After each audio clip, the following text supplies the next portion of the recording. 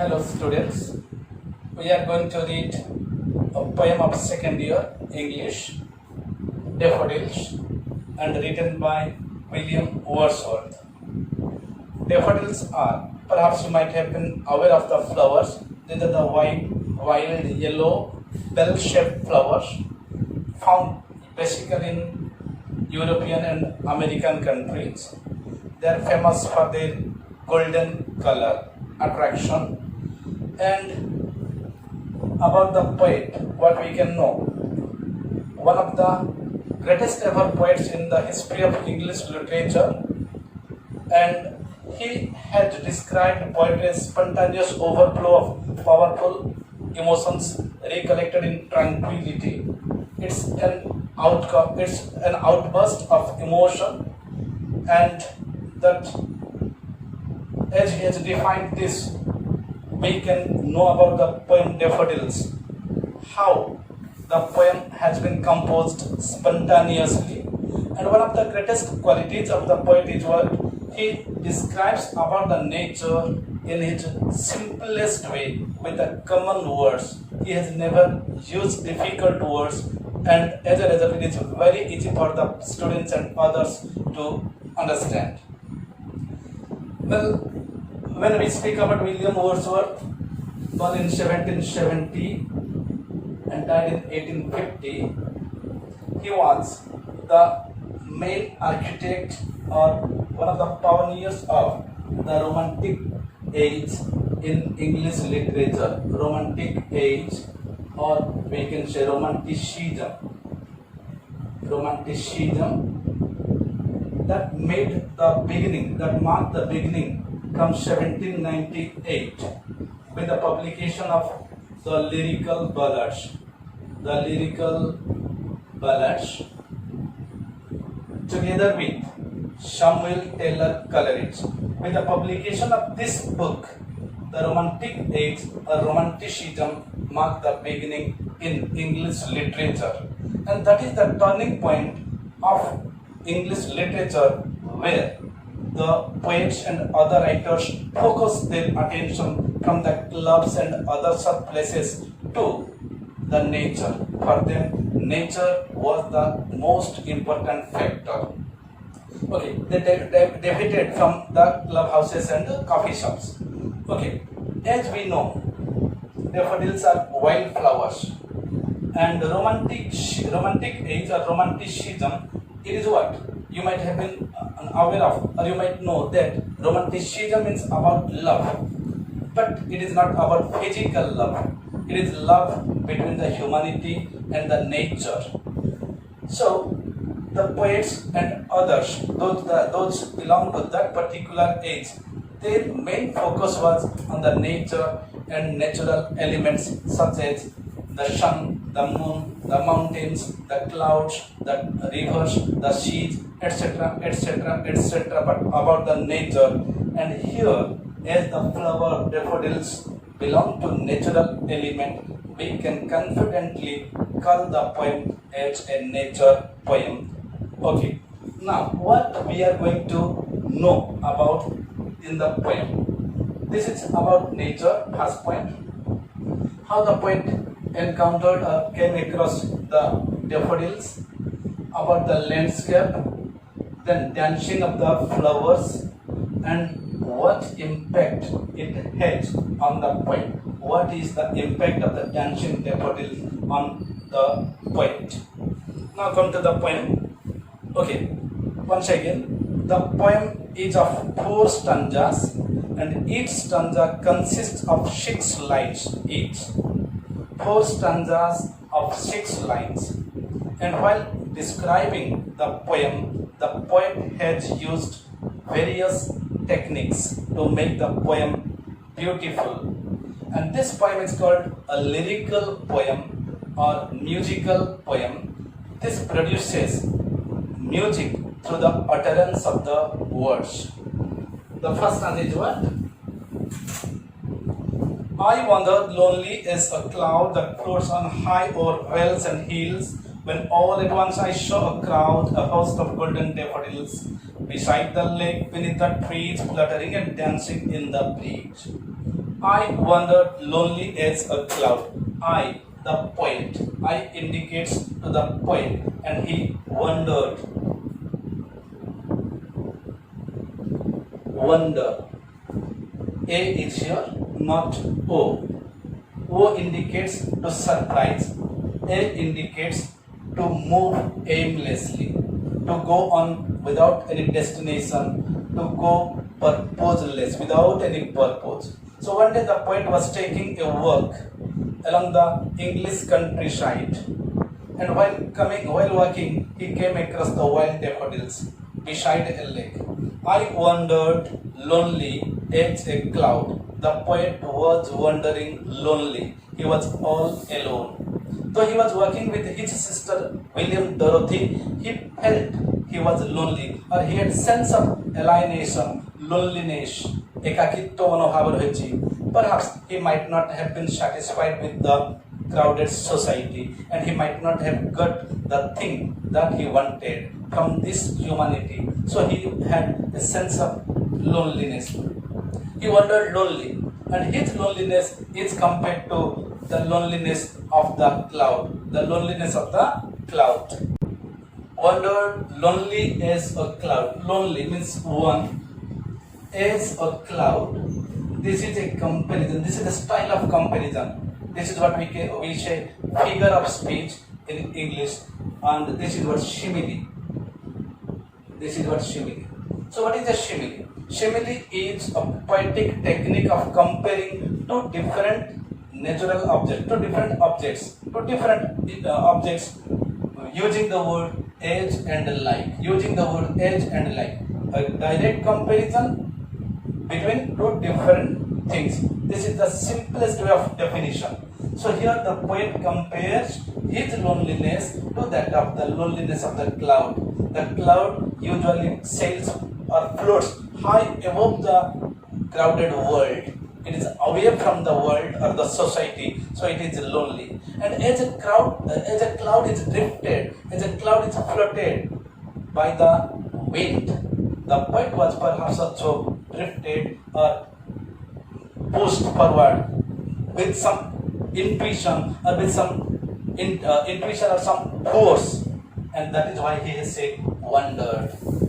साथे जति कौन गोटे फोर्स रही जो फोर्स टाणी नहीं जाऊँगी ठीक जमती मेघ को पवन झलका उड़े नहीं जाऊँगी that floats on high over vales and hills. Over means over the vales and hills. Vales means valleys and hills. The cloud sails over the vales and hills. All at once I saw a crowd, a host of daffodils. All of a sudden, he came in contact with a crowd and a host. A crowd,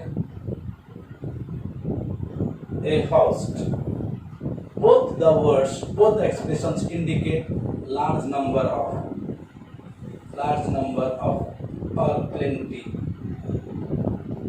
Crowd indicates large number of people. Host here indicates large number of people. Host means also in other way. In noun, it indicates the owner of the house. One is who is organizing something. Host country we say, or if we visit someone's house, we call him host and we are the guest. But here it is an adjective, indicates large number of.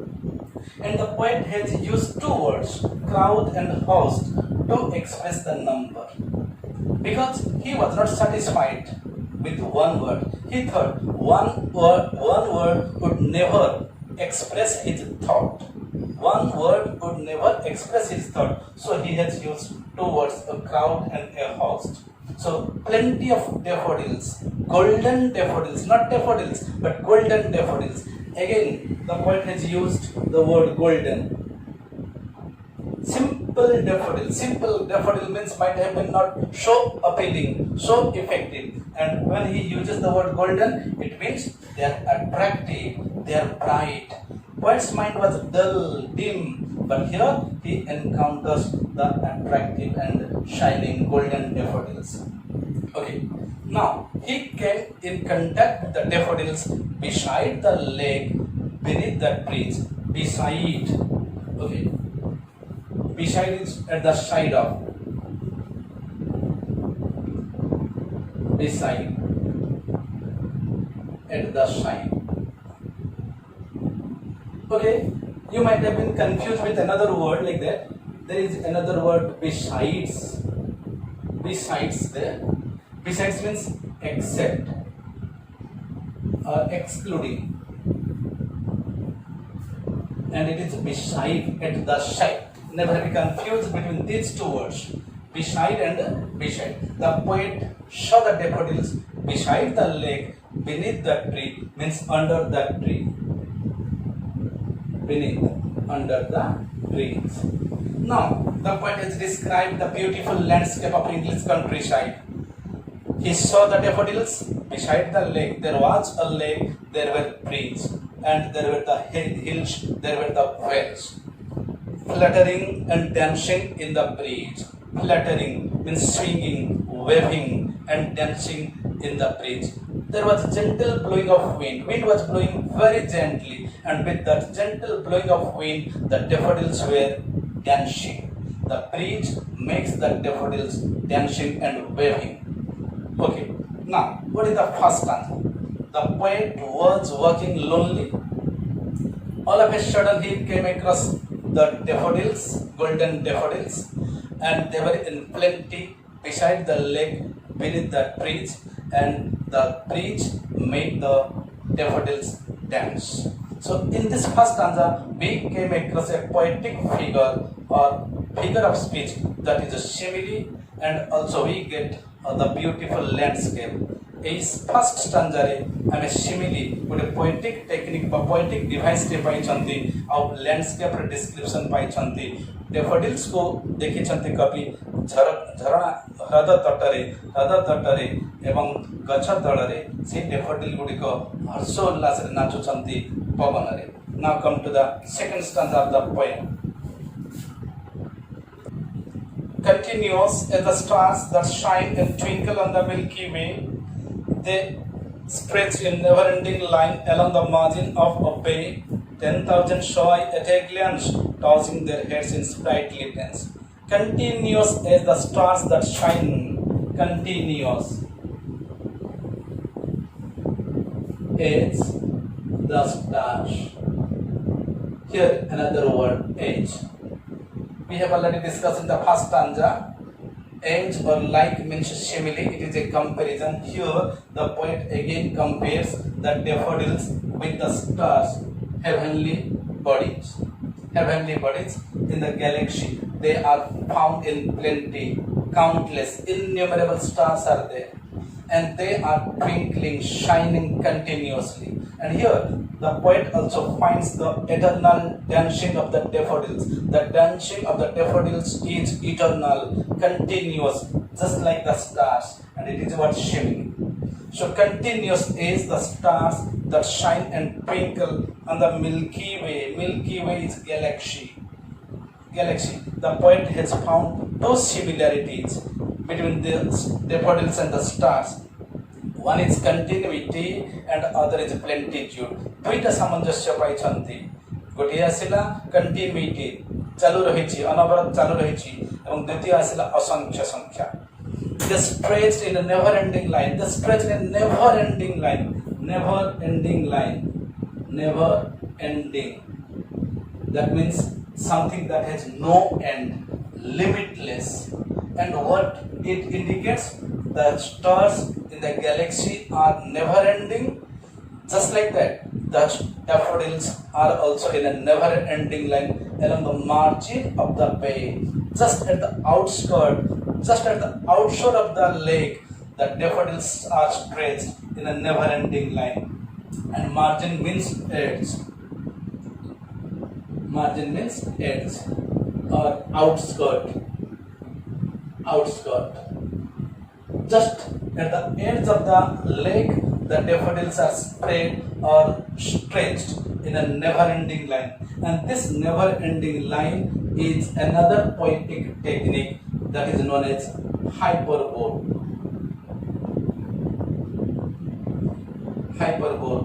Or in simple words, it's called exaggeration. exaggeration. Exaggeration is not used poetically, so hyperbole is the term. Okay, what is exaggeration or hyperbole? Something that is explained to the maximum extent. अतिशय वर्णना करिबा कवि एते मात्रा रे विमोहित होई पडिछन्ति daffodil रो dance देखि से अतिशय भाबे आको वर्णना करछन्ति जे असीम दूर पर्यंत व्यापी रहिछन्ति हृदयर तटे तटे तटे along the margin of a bay 10,000 saw at a glance. Another expression 10,000 means what?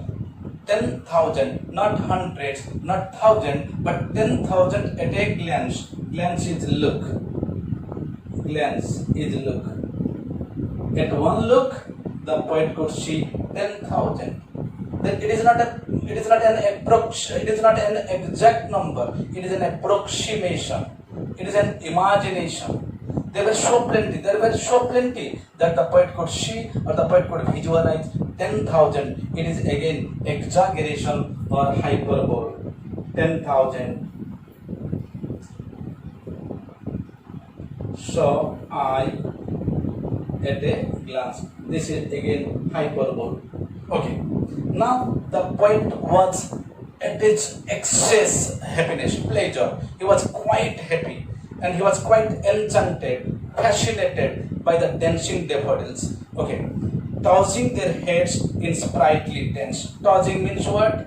Swinging, waving. You might have seen the toss. You might have come in contact with the word toss. It is what? When cricket is played, toss is taken. Okay. Where a coin is thrown upside and it revolves, it moves on. Just like that, the daffodils were also tossing their heads, swinging their heads in sprightly dance. Sprightly.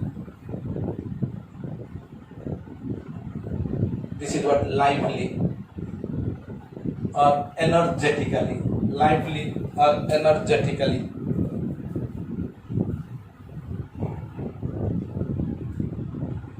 Energetically.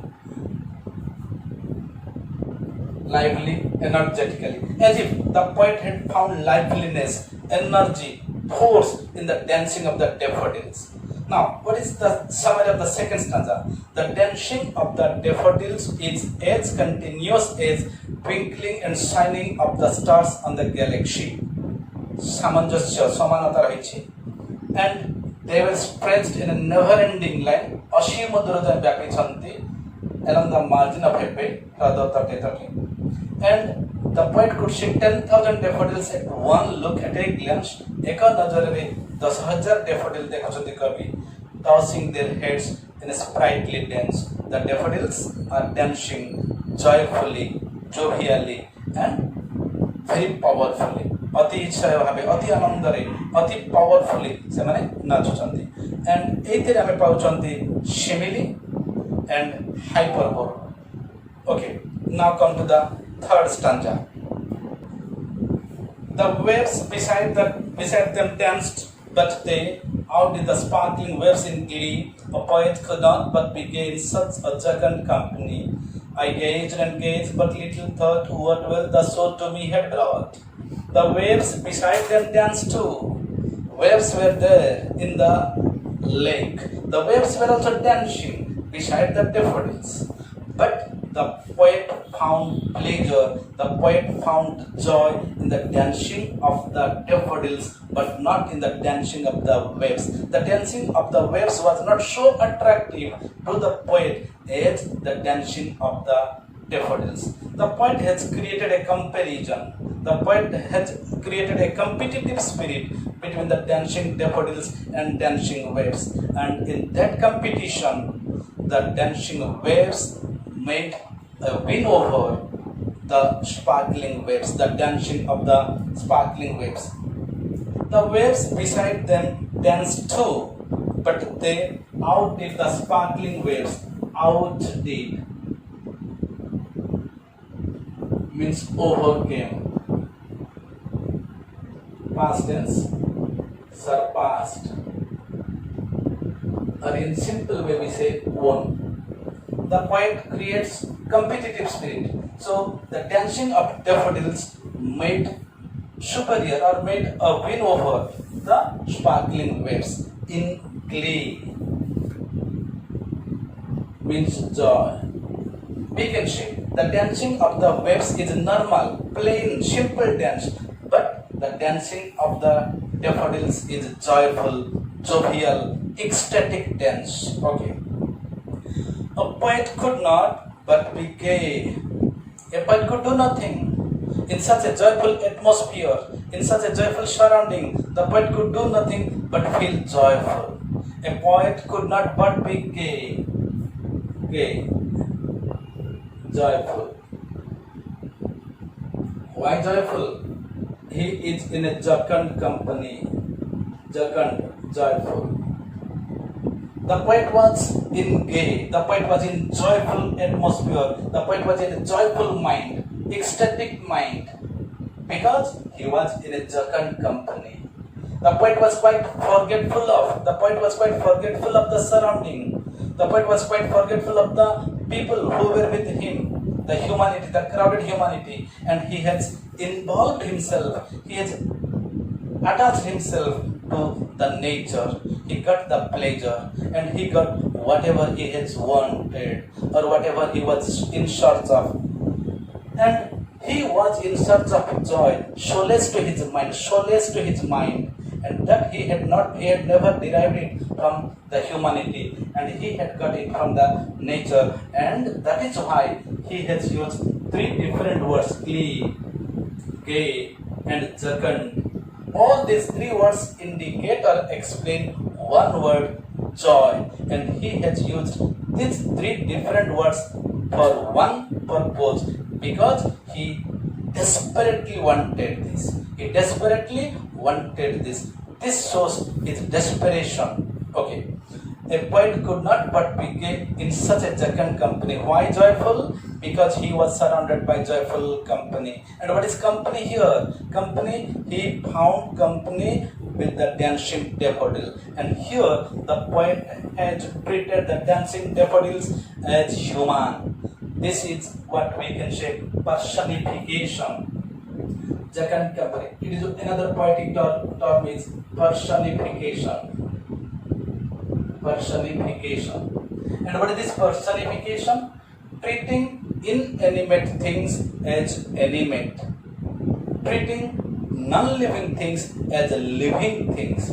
Daffodils have no life. They are lifeless. But the poet has expressed them, or the poet has used them as if they had life, and he feels the company of the daffodils so as if they were human beings.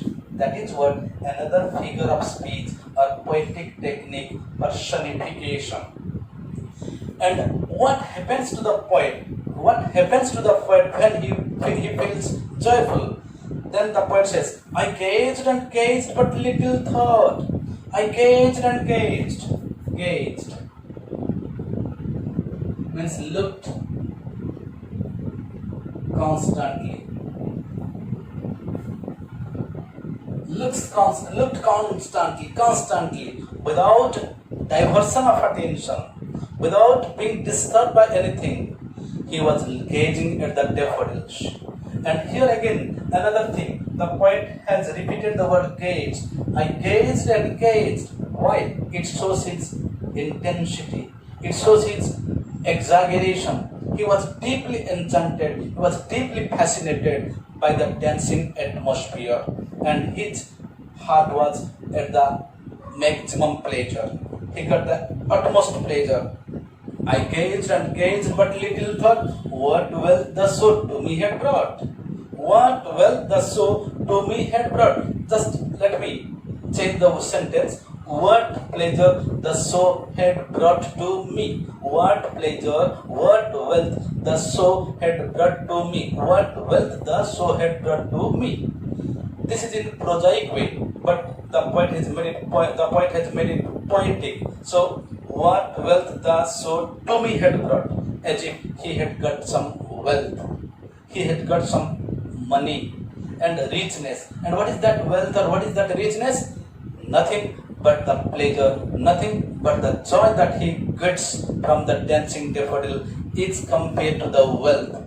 No wealth, no amount of wealth in the world could have given him that much of pleasure as he got it from the dancing daffodils. And this wealth here is a metaphor. This wealth here is a metaphor. Metaphor. This is metaphoric expression. Metaphoric expression. What is metaphor? Indirect comparison. Indirect comparison between two dissimilar things. For example, he is a tiger. He is a tiger means he is ferocious or he is fearful like a tiger. We can say he plays like Virat Kohli. It is a simile, but he is a Virat Kohli of our team. This is metaphor. In the first sentence, what I say, he is a tiger. It's metaphor, but he is fearful like a tiger is simile. So when we use like or as, that is simile, and without like or as, that is a metaphor. Okay, now the third stanza, the poet found the waves were also dancing. तरंग मध्य नृत्यरत थिले किंतु dancing of the daffodil overcame the sparkling waves in glee.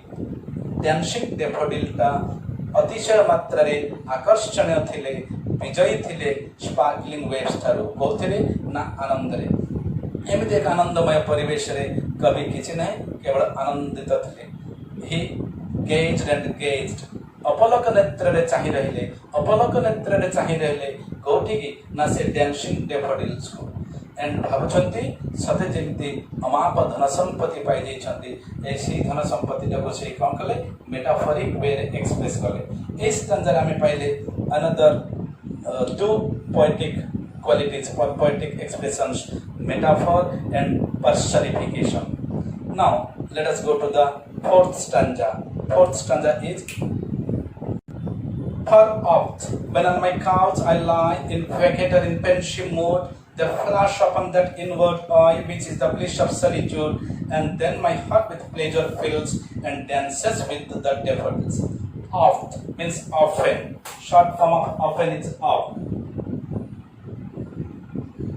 Often, when the poet lies on its couch, but its couch, bed like sofa, sofa like armchair, top side टिके up थिबो, एपर down थिबो, जने बसिक भी शांति रे सोई परिबो. That is what couch.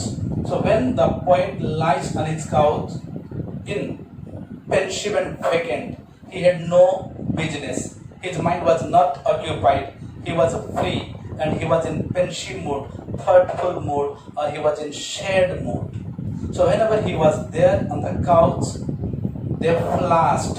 They means the dancing daffodils. The memory of the dancing daffodils flashed, suddenly appeared in those inward eye.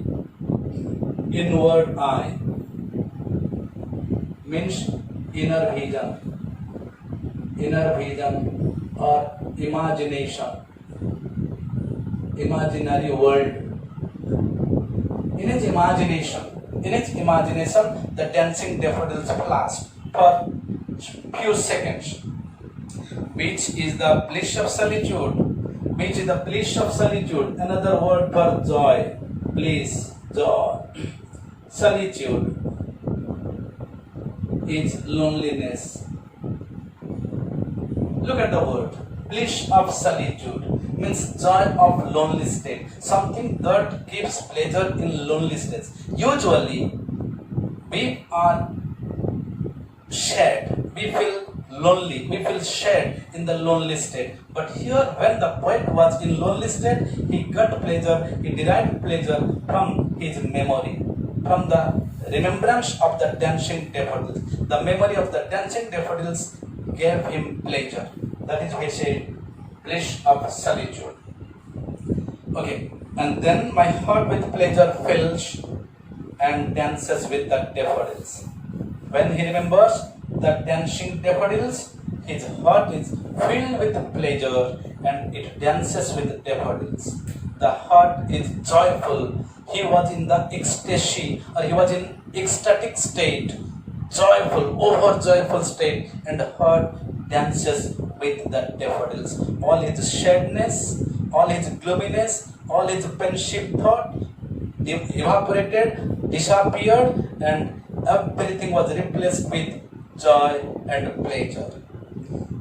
Whenever the poet was in pensive mood or vacant mood and lying on the couch, ଯେତେବେଳେ ସେ ଉଦାସ ମନା ଶୂନ୍ୟ ମନା ହେଇ ରହିଥିବେ, the memory of the dancing daffodils flash ତାଙ୍କର ଅନ୍ତର ଆଖିରେ ତାଙ୍କ ମନର ଚକ୍ଷୁରେ ମାନସ ଚକ୍ଷୁରେ dancing daffodil ଝଲସି ଉଠିଥିଲା ଏବଂ ତାକୁ ସେ ଟର୍ନ କରିଥିଲେ bliss of solitude ଏକାକିତ୍ୱର ଆନନ୍ଦ। ତା ପରବର୍ତ୍ତୀ ମୁହୂର୍ତ୍ତରେ କବିଙ୍କ ମନ ଆନନ୍ଦରେ ଉତ୍ଫୁଲ୍ଲିତ ହୋଇଯାଇଛି, କବିଙ୍କ ହୃଦୟ daffodilର ତାଳେ ତାଳେ ନାଚି ଯାଉଛି। That is what the impact of the memory of dancing daffodils. All his sadness, all his loneliness were vanished, disappeared. He felt the company of the daffodils. Now let us surmise or summarize the total poem. The poet was wandering lonely as a cloud. He was lonely as a cloud. All of a sudden his attention was diverted from his lonely state towards the crowdness. It is what shifting of mood, and he saw the golden daffodils beside the lake beneath the trees, and they were dancing and fluttering in the breeze. Second stanza, the dancing of daffodil is continuous like the twinkling and shining of the stars on the Milky Way, and they were stretched in never-ending line along the margin of the bay. And they were so plenty that the poet could see 10,000 daffodils at one look, and they were tossing their heads in joyful dance, jovial dance, energetic dance. The poet found the waves, sparkling waves were also dancing, but the dancing of the daffodil was winning over the waves, dance of the waves. And in such a situation, the poet could do nothing but feel joyful because he was in the joyful company.